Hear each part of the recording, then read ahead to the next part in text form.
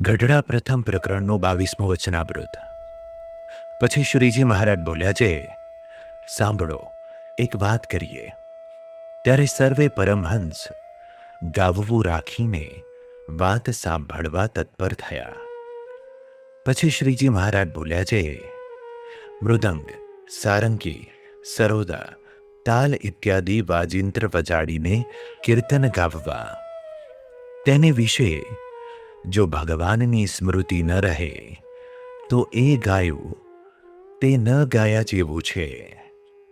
ને ભગવાનને વિસારીને તો જગતમાં કેટલાક જીવ ગાય છે તથા વાજિંત્ર વજાડે છે, પણ તેણે કરીને તેના મનમાં શાંતિ આવતી નથી. તે માટે ભગવાનના કીર્તન ગાવવા તથા નામ રટણ કરવું તથા નારાયણ ધુન્ય કરવી ઇત્યાદિક જે કરવું તે ભગવાનની મૂર્તિને સંભાળીને જ કરવું.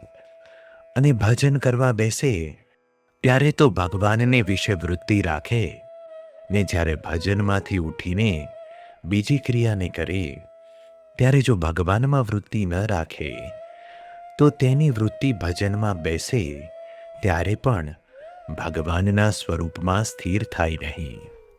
માટે હાલતા ચાલતા ખાતા પીતા સર્વે ક્રિયાને વિશે ભગવાનના સ્વરૂપમાં વૃત્તિ રાખવાનો અભ્યાસ કરવો. તો તેને ભજનમાં બેસે ત્યારે ભગવાનમાં વૃત્તિ સ્થિર થાય. અને જેને ભગવાનમાં વૃત્તિ રહેવા લાગે તેને તો કામકાજ કરતે પણ રહે.